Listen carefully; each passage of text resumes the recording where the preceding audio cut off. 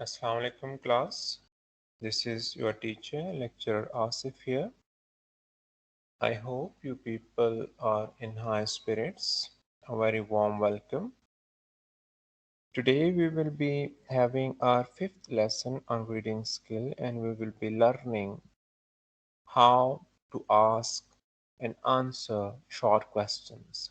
This is an important part of your paper. You have to attempt 20 short questions in your paper. But before moving to asking and answering short questions, let us talk about questions in general for a while.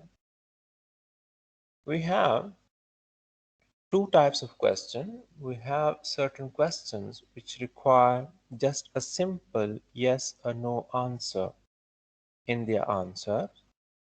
Such type of questions are called close-ended questions. For example, here you can see on your screen we have a question, do you like tea?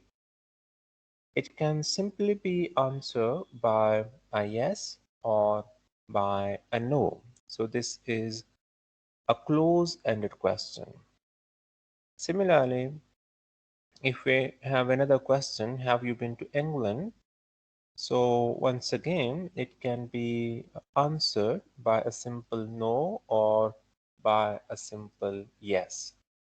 So such type of questions which can simply be answered by a simple yes or a simple no, such type of questions are called close-ended questions.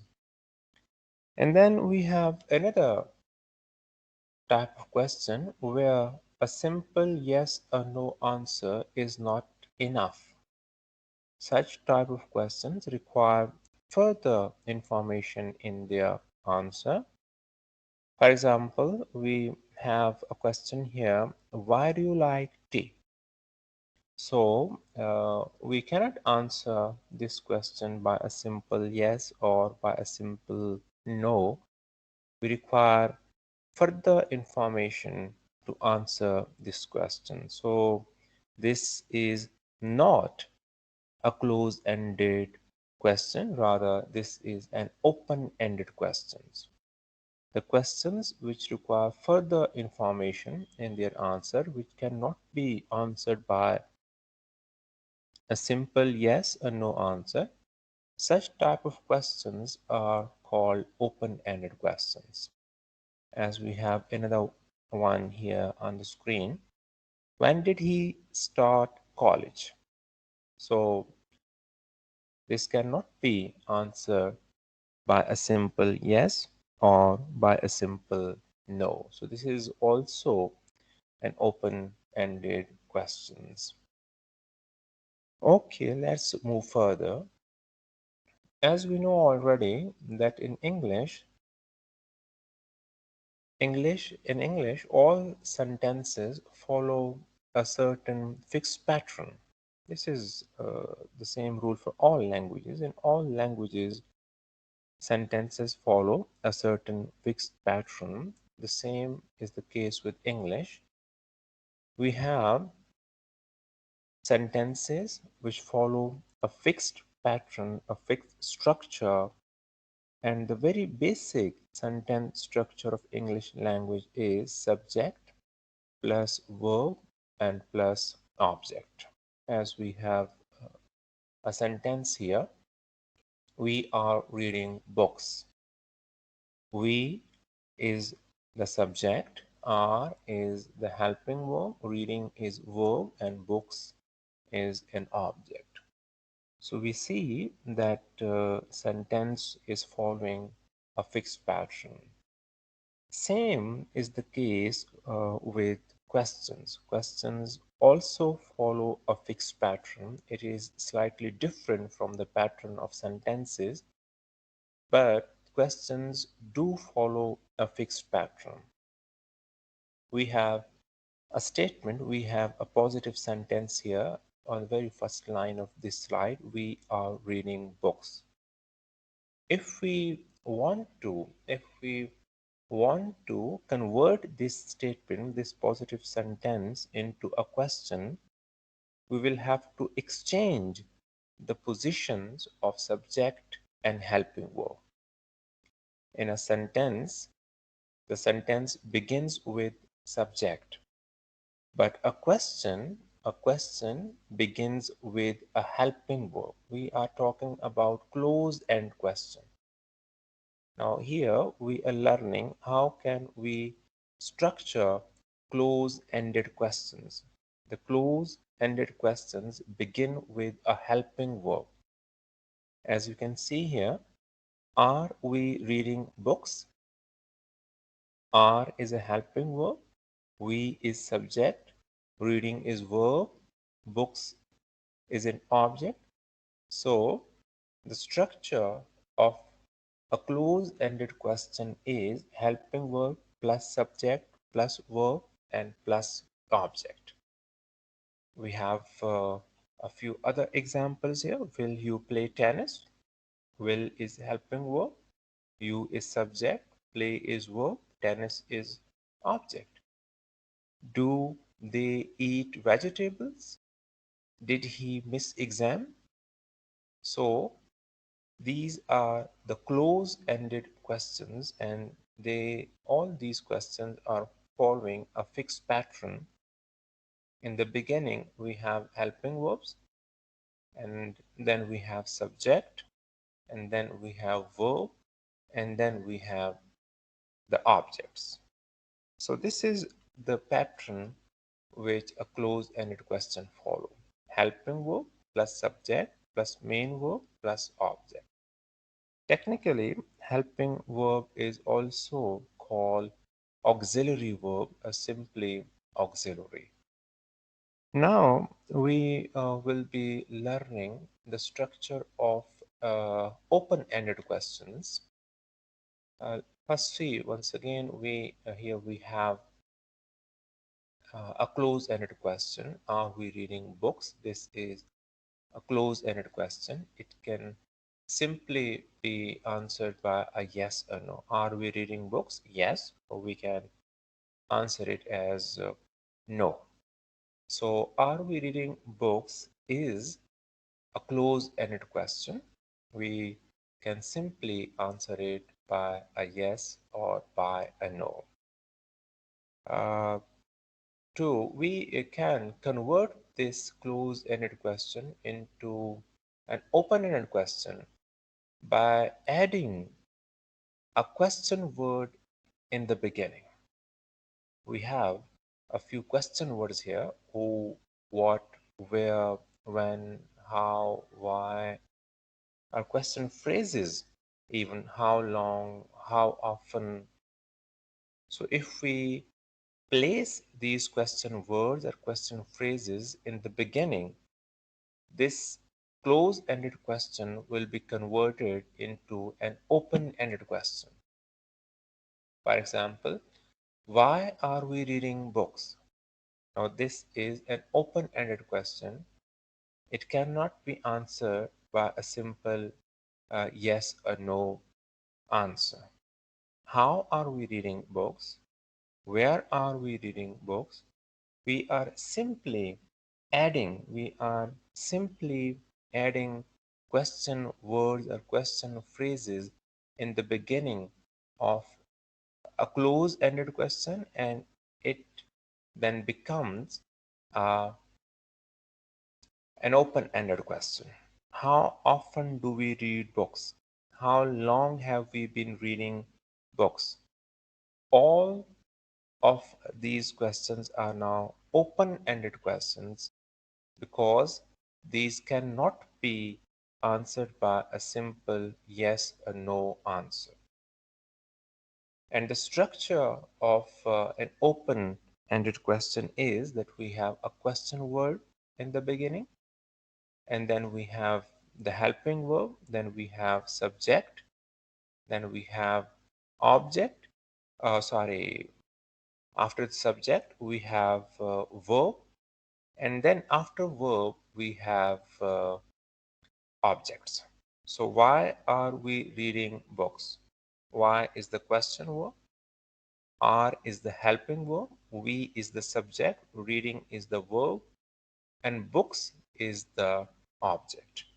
So here, this is the structure of open-ended question. Question word in the beginning, then we have the helping verb, then we have subject, then we have main verb, and then we have object. And now we will be learning to ask and answer question by an activity known as students created quizzes in tests. In this activity, you people, you the student, you yourself will be asking question on a paragraph, and then you will be answering those questions by yourself, taking by taking information from the given paragraph. We will be applying this activity on a paragraph from your lesson number 14, Louis Pasteur. This is the paragraph which is taken from your chapter number 14. And let's see how we can apply this activity on this paragraph. For your assistance, you have been provided with a few question starters, or we can say a few question stems.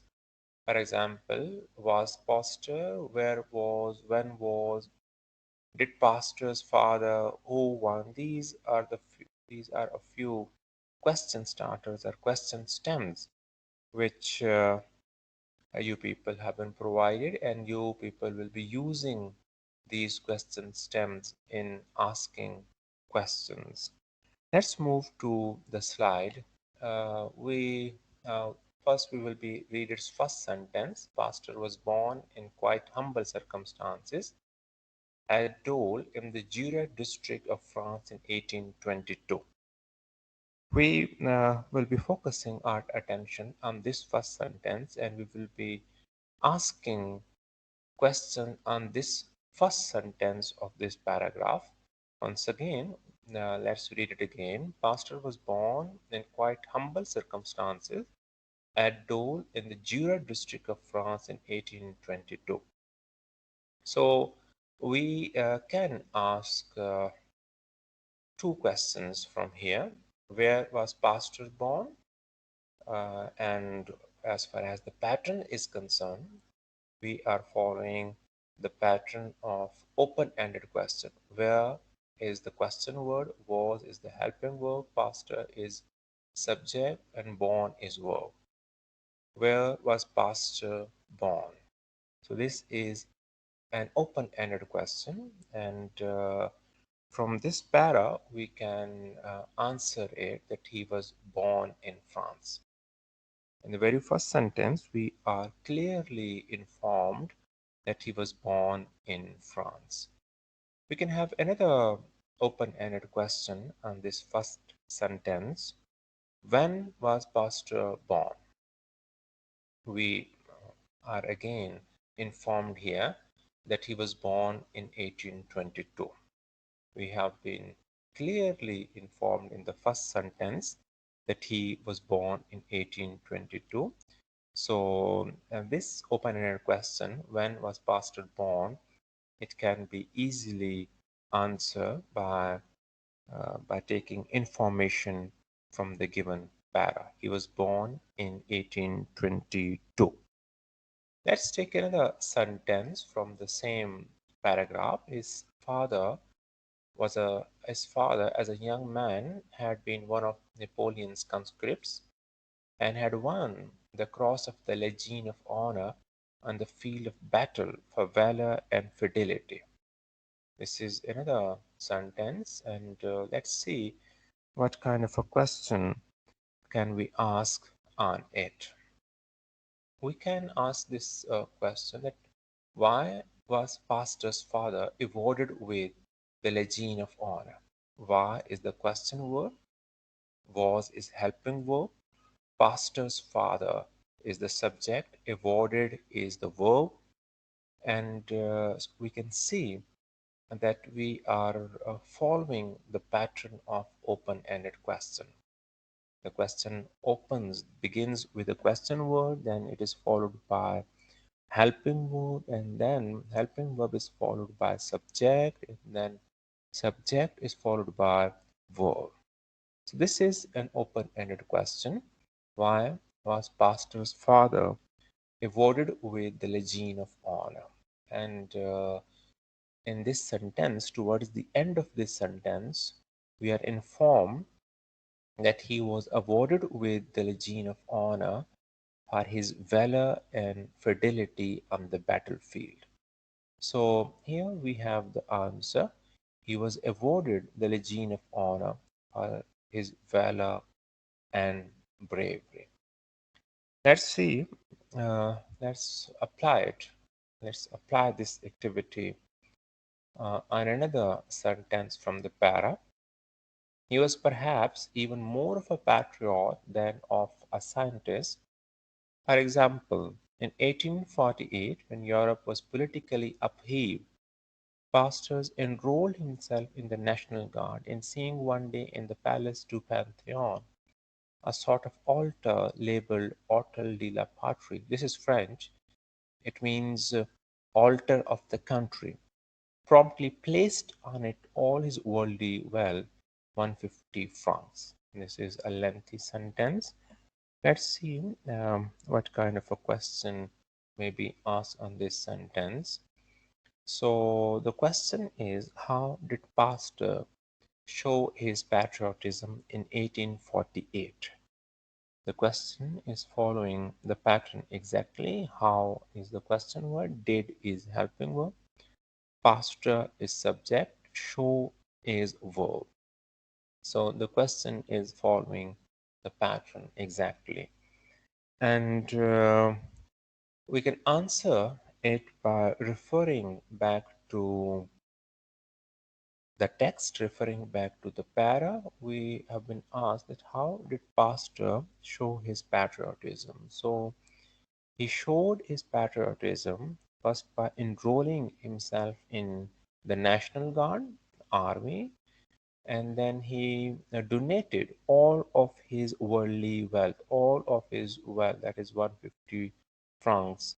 So this is how he proved his patriotism. He enrolled himself in National Guard and he donated all of his worldly wealth of 150 francs. So we have answered it by taking information from the given para.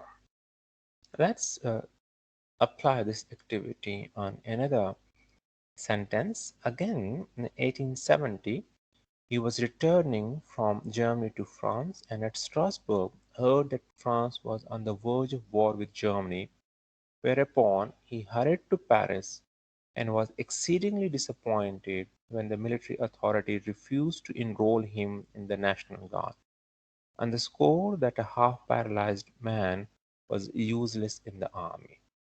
Let's see what kind of a question uh, can we ask on this sentence. The first question is, when did France go to war with Germany? When did France go to war with Germany? So, in the beginning of the line, we are informed that it was in 1870 that France went to war with Germany. So, we can answer it from the information given in the para. France went to war with Germany in 1870. And the next question, which may be asked, may be that why did military authorities refuse to enroll Pasteur?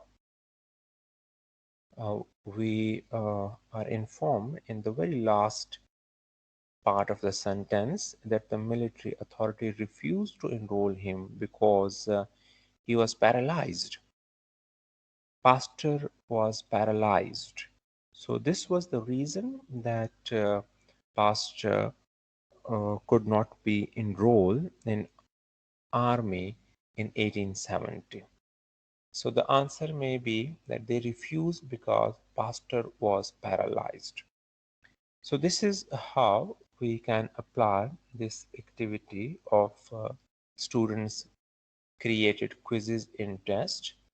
And by applying this activity, we can create questions, and then we can give short answers also.